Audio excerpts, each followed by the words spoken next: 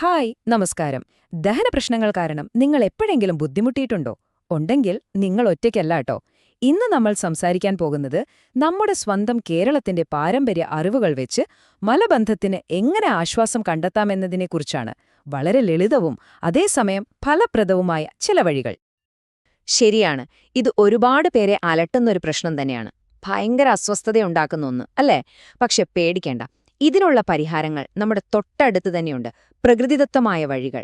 അപ്പോ എന്തൊക്കെയാണവ എന്ന് നമുക്കൊന്ന് നോക്കിയാലോ? അപ്പൊ നമുക്ക് തുടങ്ങാം. നിങ്ങളുടെ ദഹനാരോഗ്യം അടിപൊളിയാക്കാൻ സഹായിക്കുന്ന ഒരു ഡെയിലി റൂട്ടീൻ, അതും നമ്മുടെ കേരള സ്റ്റൈലില്. ഇത് നിങ്ങളുടെ ജീവിതത്തിലേക്ക് കൊണ്ടുവരാൻ എത്ര എളുപ്പമാണെന്ന് കേൾക്കുമ്പോൾ നിങ്ങൾ ശരിക്കും അത്ഭുതപ്പെടും. ഒരു ചൊല്ലുണ്ടല്ലോ, തുടക്കം നന്നായാൽ എല്ലാം നന്നായി എന്ന്. നമ്മുടെ ദഹനത്തിന്റെ കാര്യത്തിലും ഇത് 100% ശരിയാണ്. ആ ദിവസം മുഴുവൻ നമ്മുടെ വയറ് ഹാപ്പി ആയിരിക്കണമെങ്കിൽ രാവിലെ നമ്മൾ എന്ത് ചെയ്യുന്നു എന്നതിലാണ് കാര്യം. അപ്പോ രാവിലെ എണീറ്റ് കഴിഞ്ഞാൽ എന്തു ചെയ്യണം? വെറും 4 സിമ്പിൾ സ്റ്റെപ്പുകൾ. ഒന്നാമതായി, എഴുന്നേറ്റ ഉടനെ തന്നെ ഒരു ഗ്ലാസ് ചെറുചൂടുവെള്ളം കുടിക്കുക. ഇത് രാത്രി മുഴുവൻ ഉറങ്ങിക്കിടന്ന നമ്മുടെ ദഹനവ്യവസ്ഥയ്ക്ക് ഒരു ഗുഡ് മോർണിംഗ് കൊടുക്കുന്നത് പോലെയാണ്.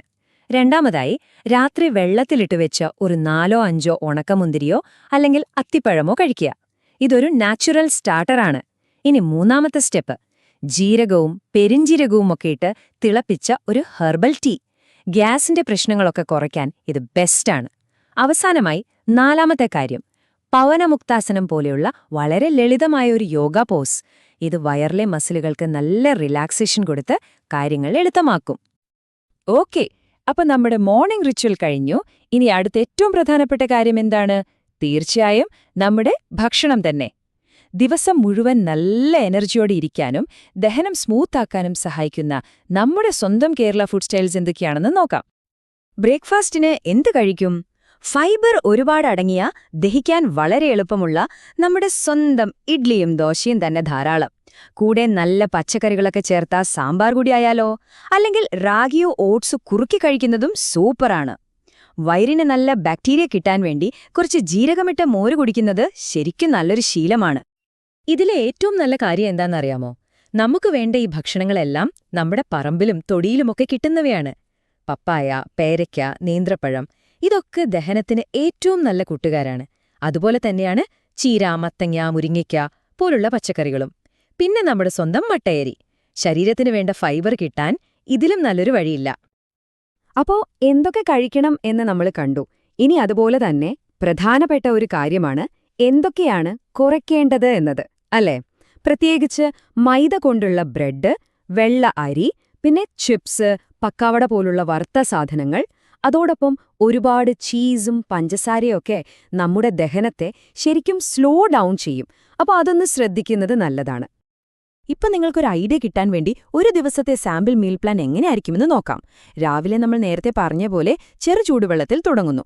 കൂടെ കുതിർത്തു വെച്ച അത്തിപ്പഴമോ ഉണക്കമുന്തിരിയോ. ബ്രേക്ക്ഫാസ്റ്റിന് സാമ്പാറും ചട്നിയും കൂട്ടി നല്ല ദോശയോ ഇഡ്ലിയോ, പിന്നെ കുറച്ചു മോരും. ഉച്ചയ്ക്ക് നമ്മുടെ മട്ടേലിച്ചോറ്, കൂടെ നല്ലൊരു അവിയൽ, ചീരത്തോരൻ, പിന്നെ കുറച്ച് തൈര്. വൈകുന്നേരം വിശക്കുമ്പോൾ ഒരു സ്നാക്കായിട്ട് പപ്പായോ വാഴപ്പഴമോ കഷ്ണങ്ങളാക്കിയത് കഴിക്കാം. രാത്രി ഭക്ഷണം വളരെ ലൈറ്റായിരിക്കണം. ബ്രൗൺ റൈസോ ചെറുധാന്യങ്ങളോ, ഒപ്പം ഒരു ചുരക്കക്കറിയോ അല്ലെങ്കിൽ ചെറുപയർ സൂപ്പോ. ഉറങ്ങുന്നതിന് തൊട്ടുമുൻപ് 1 ടീസ്പൂൺ നെയ്യ് ചേർത്ത് ഇളം ചൂടുപാൽ കുടിക്കുന്നത് വളരെ നല്ലതാണ്. ഇത് കുടലിന്റെ പ്രവർത്തനങ്ങളെ സ്മൂത്താക്കും. കണ്ടില്ലേ, ദിവസം മുഴുവൻ നമ്മുടെ ശരീരത്തിന് വേണ്ട കെയർ കൊടുക്കുന്ന ഒരു പ്ലാനാണിത്. ഓക്കെ, അപ്പോൾ ഭക്ഷണത്തിന്റെ കാര്യം നമ്മൾ സെറ്റാക്കി. ഇനി നമ്മുടെ ദഹനത്തിനൊരു എക്സ്ട്രാ സപ്പോർട്ട് കൊടുക്കാൻ സഹായിക്കുന്ന ചില ആയുർവേദ കൂട്ടുകളെയും പിന്നെ നമ്മുടെ വീട്ടിൽ തന്നെ ചെയ്യാൻ പറ്റുന്ന ചില പൊടിക്കൈകളെയും പറ്റി നോക്കാം. ആദ്യത്തത് ത്രിഫല. ഇതിനെപ്പറ്റി കേൾക്കാത്തവർ ചുരുക്കമായിരിക്കും, അല്ലേ? നെല്ലിക്ക, കടുക്ക, താന്നിക്ക, ഈ 3 ഫലങ്ങളുടെ ഒരു കിഡിലൻ കോമ്പിനേഷനാണിത്. നമ്മുടെ ദഹനവ്യവസ്ഥയെ വളരെ ജെന്റിലായി ക്ലീൻ ചെയ്യാൻ സഹായിക്കുന്ന, ഒരുപാട് കാലങ്ങളായി നമ്മൾ ഉപയോഗിച്ചു വരുന്നൊരു ആയുർവേദ കൂട്ടാണിത്. ഇനി ചിലപ്പോൾ നമ്മുടെ ഭക്ഷണത്തിൽ നിന്ന് ആവശ്യത്തിന് ഫൈബർ കിട്ടുന്നില്ല എന്ന് തോന്നുന്നുണ്ടോ? എങ്കിൽ ഇസബ്ഗോൾ ഒരു നല്ല ഓപ്ഷനാണ്. ഇതൊരു നാച്ചുറൽ ഫൈബർ സപ്ലിമെന്റാണ്. വെള്ളത്തിൽ കലക്കി കഴിക്കുമ്പോൾ ഇതൊരു ജെൽ പോലെയാകും. ഇത് കാര്യങ്ങൾ വളരെ എളുപ്പത്തിൽ പുറത്തുപോകാൻ സഹായിക്കും. ഇനി നമുക്ക് നമ്മുടെ അടുക്കളയിലേക്ക് തന്നെ തിരിച്ചുവരാം. അവിടെയുമുണ്ട് കുറേ പരിഹാരങ്ങൾ. രാവിലെ വെറും വയറ്റിൽ 1 ടീസ്പൂൺ നെയ്യ് ചെറു ചൂടുവെള്ളത്തിൽ ചേർത്ത് കുടിക്കുന്നത് കുടലിന് ലൂബ്രിക്കേഷൻ കൊടുക്കുന്നത് പോലെയാണ്.